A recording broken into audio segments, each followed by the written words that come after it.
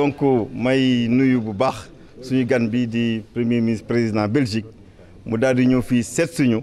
vraiment pour accompagner du xaritu Belgique du xaritu Sénégal mu ñëw fii pour un peu xool niveau de coopération Sénégal ak Belgique pour relancer ko mu ñëw nag def na ay visites yu bari dem na Diamniadio xool li fa président nam mooy li fa président di def actuellement moom ci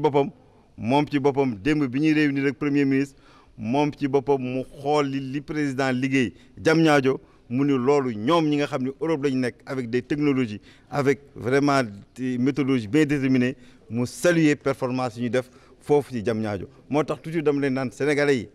xool leen bu baax yeneen dëkk yi ndegam ñeneen ñi fi ñëw président yi fi ñëw ñoom ñooy ñëw louer nos performances dans certains secteurs loolu ñu def moom mi ngi nii kenn mënu ko waxal lu mu waxul moom mu saluer performance yi ñu def ci Diamniadio mu ñëwaat bi mu visité yooyu yëpp mu ñëw tey di visiter chemin de fer bi parce que chemin de fer bi ça les intéresse mu ñëw ànd ak un investisseur bi nga xam ni dafa bëgg a ñëw un élément important bu nekk ci chemin de fer mooy traverse dañu bëgg ñëw accompagner ko usine bi da doon fonctionner avec du personnel fonctionner wul woon léegi beneen investisseur ñëw na bëgg a négocier ak DBF nga xam ne moo ko moomoon bu ko defee ñu indi fii ay machines yu bees jël fi ay nit ñoo xam ni que dañuy liggéey traverse yooyu baax na trop parce que traverse yooyu élément wu chemin de fer la moom la ñuy teg raay bi bu ñu ko indee fii di ko defar ak ay usines ñu indi ko fii di ko defar dina employer main d'œuvre te main d'œuvre boobu baax na parce que ñun notre défi aussi de créer la main d'œuvre bu ñu indee kenn koo xam ne dafay ñëw investir créer la valeur ajoutée créer parce que ku fi ñëw investir da ngay créer la valeur ajoutée mais valeur ajoutée bi ñuy créer fii dafay dem valeur ajoutée bu importante parce que transformation matériaux consommation intermédiaire yëpp ay matériaux locaux la mooy ciment bi mooy xeer yi mooy sable bi donc muy nekk matériaux yoo xam ni ñu ngi koy jëlee ci ñu néew doole ñi donc loolu dana baax ci économie bi donc moo tax moom mu ñëw war a signer un contrat de prestation avec DBF bu ko defee ñu jël fi ay nit ñu fiy liggéey fii chemin de fer bi nag dama leen di wax ni que régime yi fi nekkoon yëpp kenn mosu koo laal président de la république moo ñëw xool ni chemin de fer bi dafa bokk ci PSE bi parce que PSE bi axe 1 mooy augmenter production bi booy augmenter production nag il faut nga am un chemin de fer un transport performant bu ko jëlee ci zone yi nga xam ne lañ koy produire yóbbu ko ci zone yi nga xam ni dañ koy consommer te transport chemin de fer production bu nga nee nga chemin de fer rek moo au-delà de 500 kilomètres chemin de fer rek moo mën a indi lu lourd lu diis mu indi ko parce que Bamako 400 camions ñoo fay dem par jour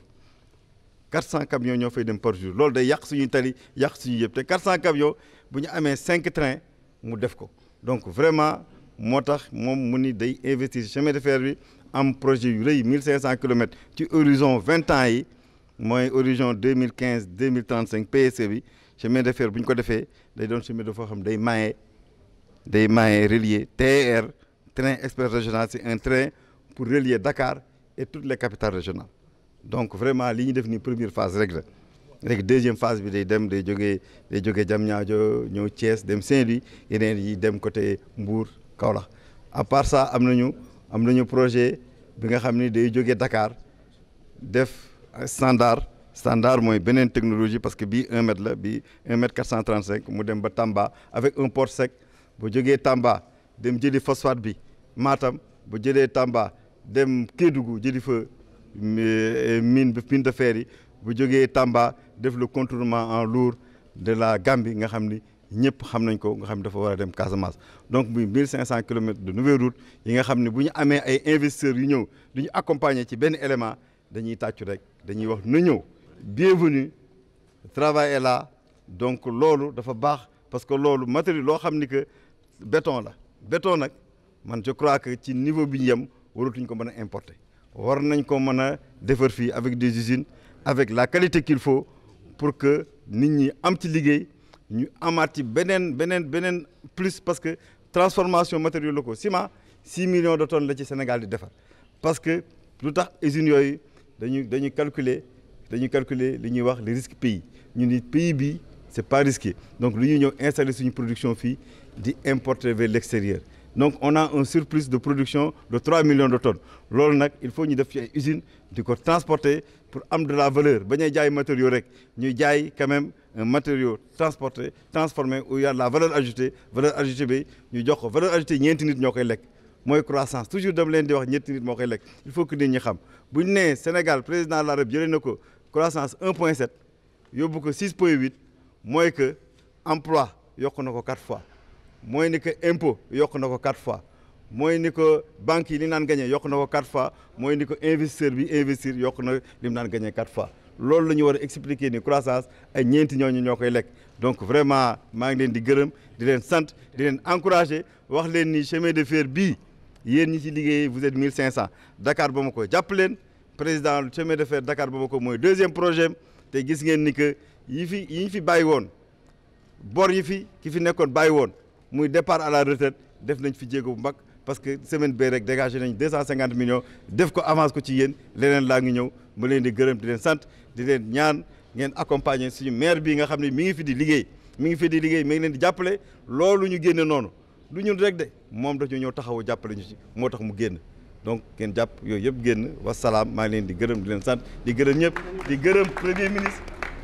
Vraiment la colonne vertébrale du plan Sénégal émergent. Évidemment, le développement du réseau ferroviaire est de ce point de vue une priorité cruciale et nous avons indiqué que les sociétés de notre pays, que les sociétés de Wallonie en particulier, étaient tout à fait disposées à participer à ce grand effort national. Nous avons un savoir-faire remarquable. Vous savez sans doute que la Belgique, avec le Royaume-Uni, a été un des premiers pays ferrés au monde et que donc nous avons des sociétés qui ont plus de 100 ans, comme celle-ci,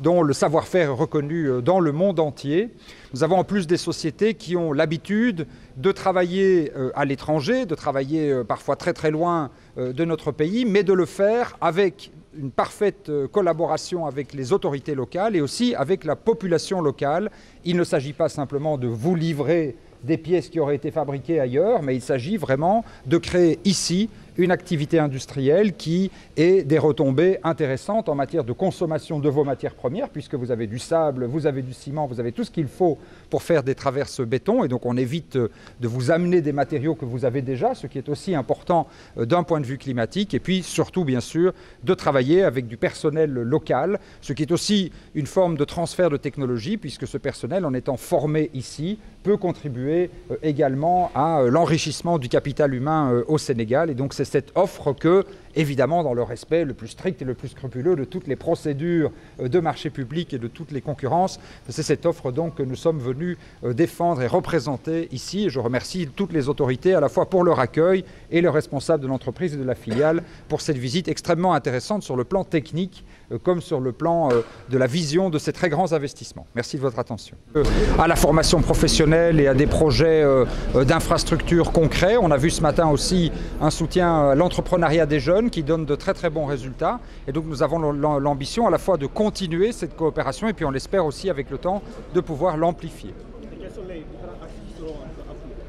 Alors les axes, ils existent aujourd'hui déjà, c'est à la fois la formation professionnelle qui est extrêmement importante, le soutien à l'entrepreneuriat, la coopération universitaire évidemment, et puis des projets concrets de nature différente, comme par exemple, on l'a vu